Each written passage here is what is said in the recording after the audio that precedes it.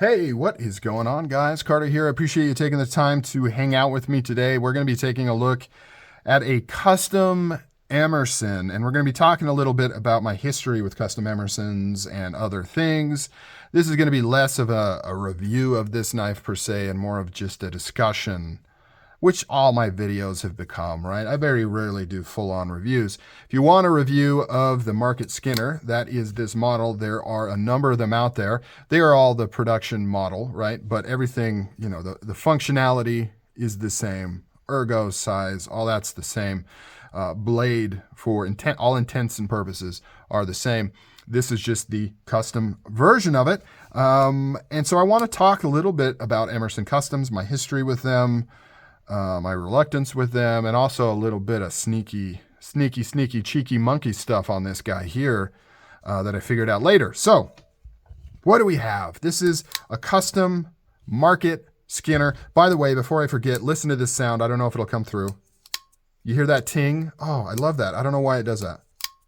So cool. And this lock bar interacts. It goes ting, not like a high-pitched ting. It's more like a lower. Let's do it over here. Just makes a really, really cool sound. So, Market Skinner, this is handmade by Mr. Ernest Emerson, right? And that is something that even I almost tend to forget.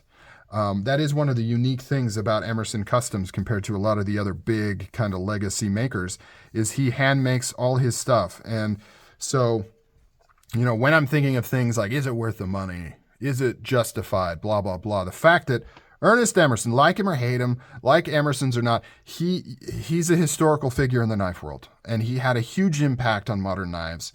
You could say it's somewhat diminished in recent decades, but especially early on, like he pioneered so many things and he did so many firsts, and he kind of put tactical folders on the map and was responsible for that becoming like a type of knife, right?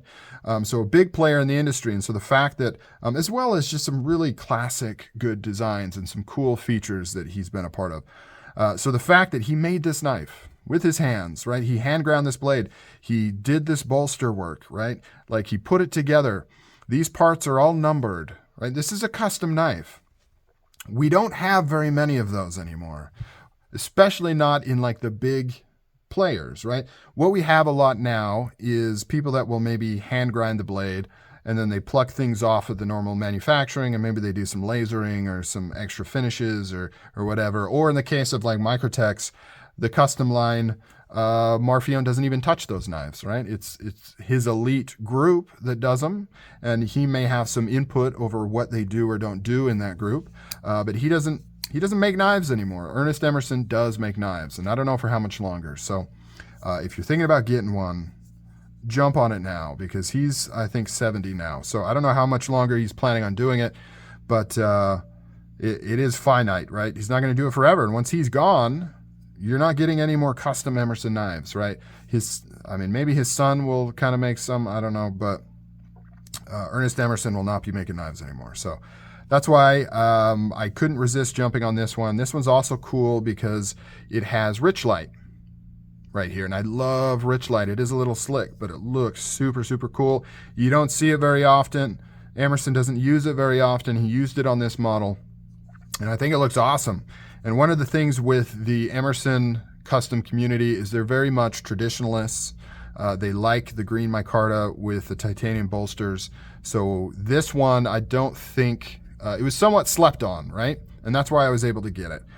People didn't, in most other knife communities, people jump on anything different, right? If it's different from the normal, they really gravitate towards it and it flies off the shelves. In the Emerson community, not so much. They kind of like the traditional, right? The ultimate grail is the standard CQC6. That's like top of the line custom Emerson grail. And it's also the very first one he did, right? So that's kind of ingrained in there. But I really like a little bit of differences. And I like the Richlite scales. This is a newer production one. You can see it has standoffs. In fact, until I saw this one and maybe one before it, I didn't even know he had switched to standoffs. I assumed that he had kept the traditional G10 backspacer kind of, as they were. I didn't know he had done any updates to the custom lines. So that was interesting. I prefer the standoffs. I think they look nicer. These are blasted. They look super sexy. Everything in here is done really, really well. This is such a nice knife. So I guess I'll get that out of the way. I am in love with this thing. It is absolutely perfect. This is the third Emerson custom I've owned. And this is the only one I can definitively say I absolutely love. My other ones always had some little quirks to it that I didn't necessarily fully enjoy. Those range from things like still having some rough finishing in there, like the inside of the scales being rough ground and not blasted and nice. Having double detent implemented not the best, you know, where if you tightened it up so you didn't have any play in the blade, it would be off center and the action was a little off. This one doesn't have a double detent, which is another thing that I thought all customs still had. But I also know that some newer customs do have it. So I think it maybe is a model by model thing, but this one does not have the double detent. It has a standard detent, and it is like tuned so well. You get that little click, there's no play, lockup is perfect, there's no stick. This one I absolutely love. The fit and finish on this thing is outstanding. I don't know the year that this was done, but I know it's fairly recent, but I'm not sure exactly when. I think maybe a year or two ago is when this came out. What else do we want to talk about? So you can see that beautiful hand ground blade right there. You got the grind lines, you've got the satin flats, you've got the Spec War logo, you've got the satin thumb disc that you don't get on the production, you've got the different hardware. It's all flat heads, so it all matchy-matchies. It's satin. Now, one of the things I've heard people kind of complain about is you buy this custom, it's expensive, it's handmade, it's got all these nice things, but it has a standard pocket clip on it. What the hell? Well, two ways to look at that. One way to look at it is to say, it's kind of nice, right? Because if you mar this up, if you mess it up, you just throw on another clip, right? It's not part of the knife. Because when I carry knives, the number one thing that gets jacked up is the pocket clip. For the most part, I'm pretty light on my knives, especially like a custom like this. If I'm carrying this, I probably have a backup knife. I don't know, maybe a PM2 or something. And if I need to do some gnarly cutting, I'm going to use that. I'm not going to use this. At the end of the day, I like to keep my nice stuff nice, and I would only use this for light cutting and mainly just enjoying and carrying around. Obviously, if I forget my backup knife, then I would have to use it, but I would avoid doing anything gnarly with something like this. And the thing that gets marred up the most and makes me most reluctant to carry is the pocket clip. I always bounce into things. It always gets scratched up and all these things. With this, you don't have to worry about it because it's just a standard satin clip. You can buy these for 16 bucks, throw on a new one, no big deal. So it depends on your kind of perception of that. Custom has the thicker lock bar. We can compare that to the production version right there. You can see how it's almost twice as thick, not quite. So you get more contact here. You can see how there's a relief cut here. That gives you the ability to put a lighter spring on it and kind of tune it a little bit better than this one. One of the things with the productions is because it's kind of thicker all the way through, it's got more force behind the spring and it can lead to some stick depending on how it's engaging. With this one, you can kind of tune it in a little bit better because you can control the spring with this relief here, which is too expensive to do on the production knives. So other than the Richlite, this is your classic custom modern construction of the newer knives. You've got the blasted bolsters, it's contoured, everything is nice and contoured. Ergonomics are fantastic. Ergonomics are better than the production versions, obviously, because of the contouring and the fine tuning. They are really, really nice. Satin finish hardware, already mentioned that. So let's get on to like the only thing I don't like about this knife, and it has nothing to do with the knife itself. It has to do with previous owners and things like that. So when I bought it, I knew it had this little scratchy poo, obviously, on there. It is what it is. I'm like, oh, cool. They kind of carried it and used it or something scratched it. You know, it's fine. It is what it is. You can always fix this stuff too if you want to. You can send it in, spa treatment, they'll reblast, do whatever. But then when I get it and I'm looking closer, I kind of realized what happened there. And I'm not upset that it's there because whatever, it's a knife. I planned on carrying it and using it and stuff like that anyways. It's the fact that I know that this is because of something stupid that bugs me. That's what bugs me. So I'm looking at it. I'm looking at these screws, and I notice this thing is all jacked up. Like it's all chewed up in here. This one is all chewed up in here. And I'm like, somebody tried to take this apart. Maybe they were drunk. I don't know. They definitely used a screw head that was too small for this, because I believe this had a little bit of Loctite in it. And so they stuck it in here. This is all titanium. So this is titanium hardware. So it's a little softer, right? You got to be gentle. Stuck it in here. They're cranking on it. They're chewing it up. And I look here and you can see a little scratch. And that scratch matches up with this. And I'm like, oh, somebody stuck in a little screwdriver and they slipped. And that's what caused this. And that's why this is chewed up. These are the only two that are chewed up. Somebody desperately wanted to get this bolster off and marred up both of these. So I've actually gone through and somewhat cleaned this up. I took this out. I sanded it so it doesn't look as bad as it did when I got it. The inside of this was all marred up. I sanded it and kind of put another satin finish on it. The light's kind of hitting it weird and actually not making it look as good as it does in regular light.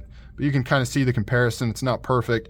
It looks better than it did. I didn't touch this one because it's I don't care that much, but this one kind of sucked. Plus I wanted to see, like, can I even get this out? So somebody did that. These are all fine. So they gave up. They either gave up after messing up these two, or they just needed to get this bolster off, or, you know, maybe they learned from these two and actually just took the whole thing apart successfully. I don't know. But like I said, it doesn't bug me because I have marks on my knife. It bugs me because it was stupid. It's like getting the idiot scratch on a 1911. Unnecessary, right? Somebody did that somewhere down the line. I don't know if it was the person I bought it from or the person before, and I'm probably being a little too harsh, but that's what bugs me, is that it was avoidable, right? Completely avoidable. This isn't pocket wear. It's not just from using it or carrying it. It's because somebody didn't use the right tool and they weren't careful. They probably had it at an angle and it slipped out and marred it up. But anyways, all fixable if I want. I could send it in. It would take a while. Customs take a lot longer to go through the spot treatment, but I could send it in. They can reblast the bolsters, replace these screws, and then this thing is like mint at that point. Because you can tell, like, it hasn't been used. There's no scratches on the blade. There's no marks anywhere else. Somebody just got it and tried to take it off. I'd imagine what they were maybe doing is trying to adjust the pivot. Maybe they were trying to tighten it or loosen it to maybe mess with the centering or something. I don't know. But it is what it is. But it's kind of funny how, you know, when I first saw it, I thought it was just a carry mark. And then when I investigated, like Mr. Sherlock Holmes, I realized that it was an idiot scratch from trying to mess with the pivot, and there was other things there going on. But not a huge deal. And it does mean that I have no problems carrying it because it's already marked, right? It's already got marks on it. And so I can carry it and use it. And if I want to spot, I can. If not, I won't. All right, guys.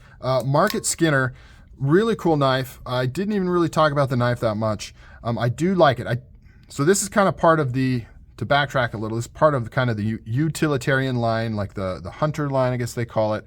So I don't love the name, Market Skinner. When I get Emerson knives, I usually like them to be more on the tactical side of things and have the cool names. However, at its core, it's just a badass, big-bellied clip point. It's very large, and I love it, and I think it's cool.